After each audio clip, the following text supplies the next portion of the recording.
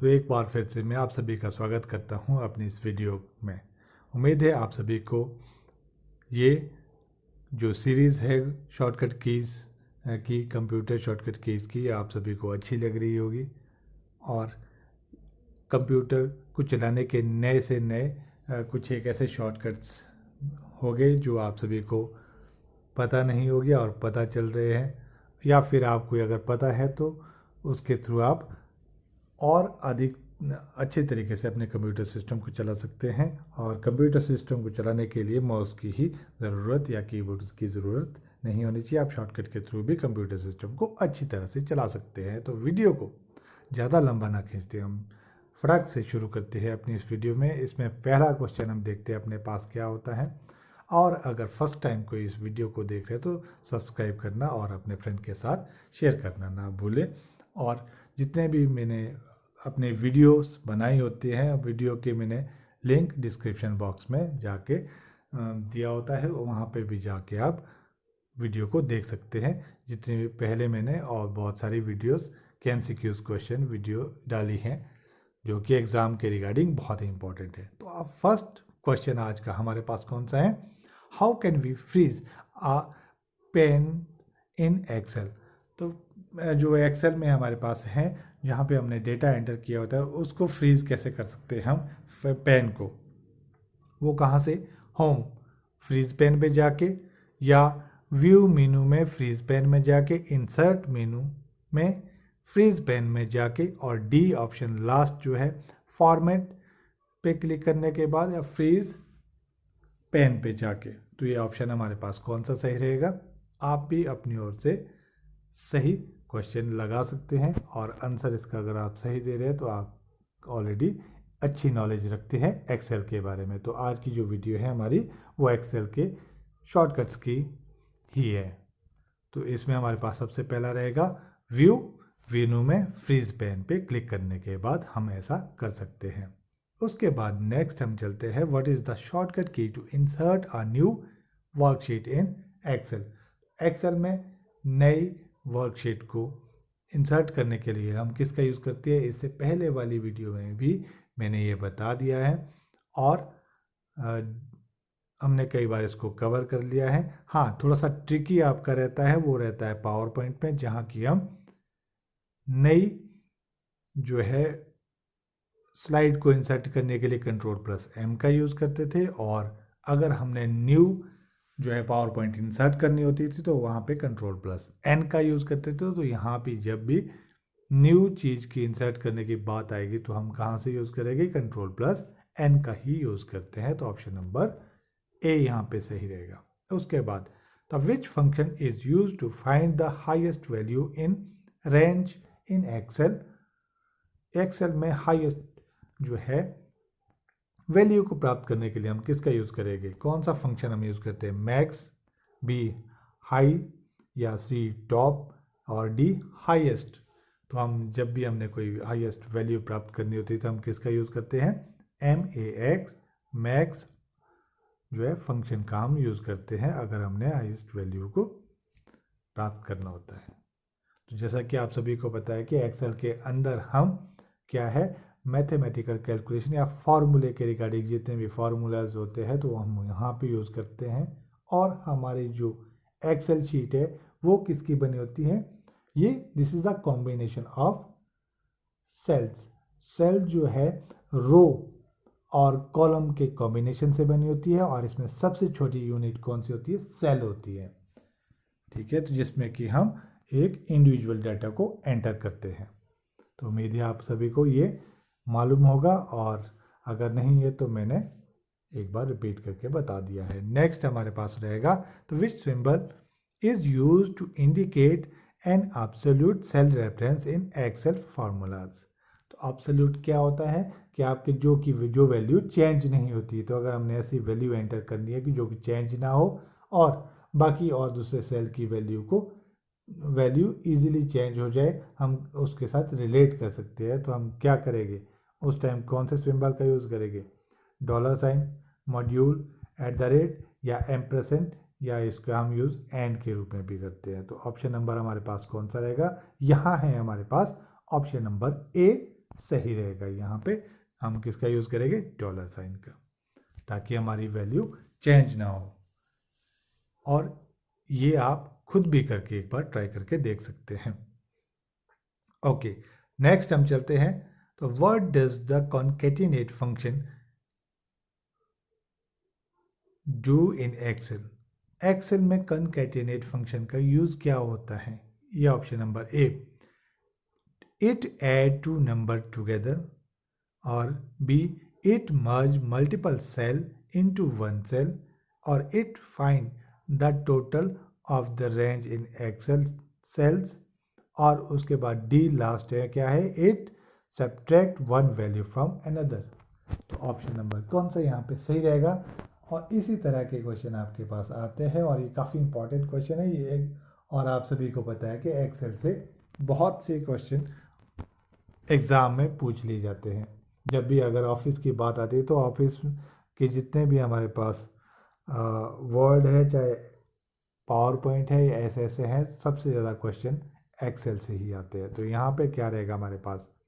Concatenate option हमारा कब use होता है? Option number B, it merge multiple cell into one cell में हम जब भी मर्ज करने होते हैं इसका हम यूज़ करते हैं।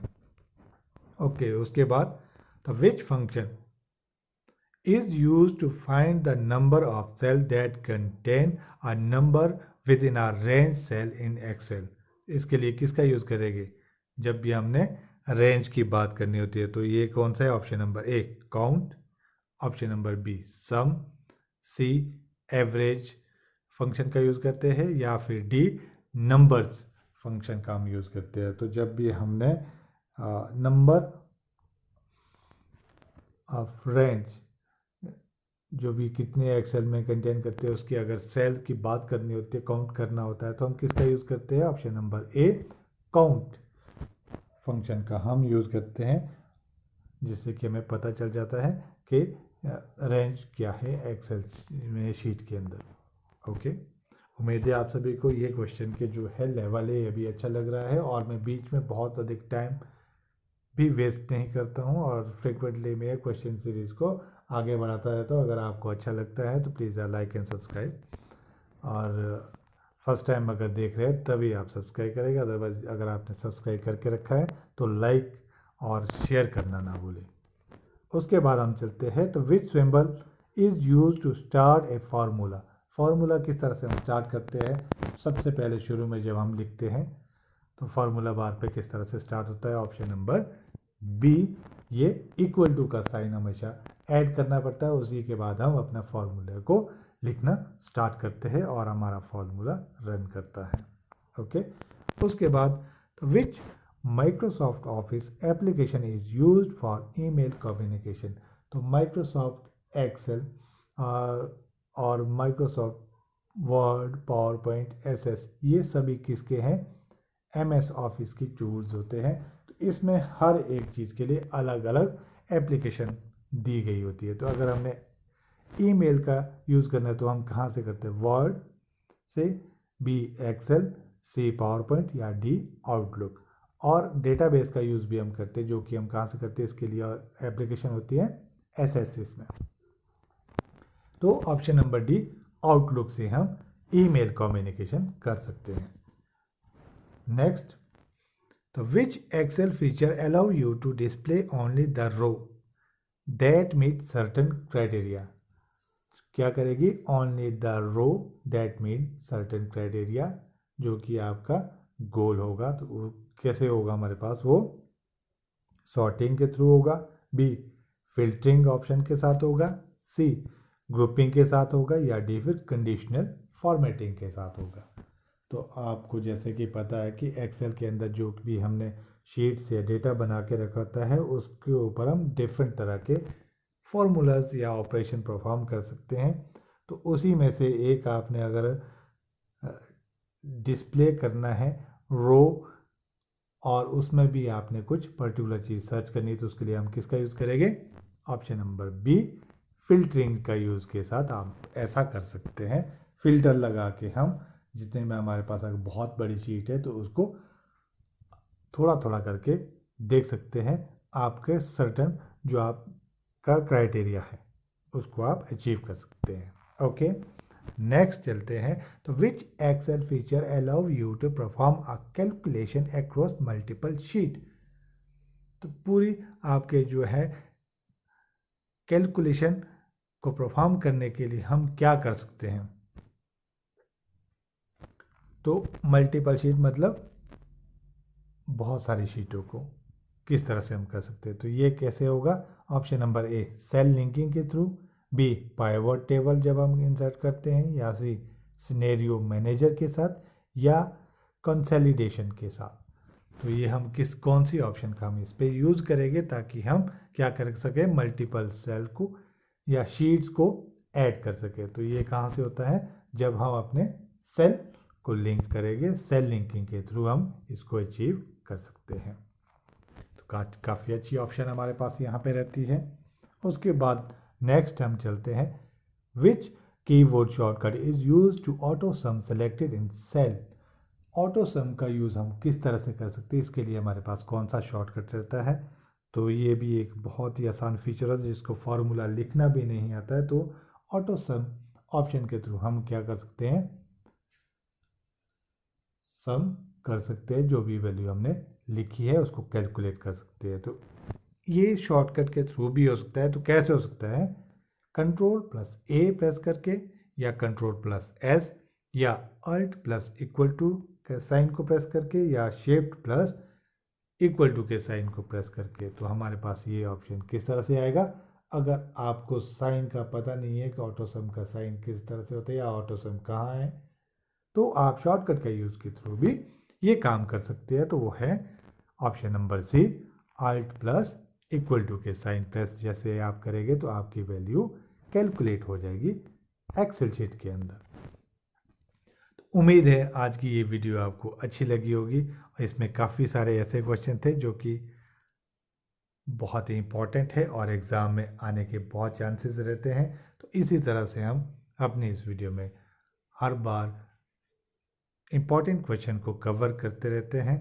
तो उम्मीद है आप सभी को ये वीडियो अच्छी लगी होगी, और वीडियो में की डिस्क्रिप्शन बॉक्स में सारे लिंक मैंने आपके पास दे के रखे, वहाँ से भी आप वीडियो को देख सकते हैं। Thanks for watching the video. Like and subscribe करना ना भूलें।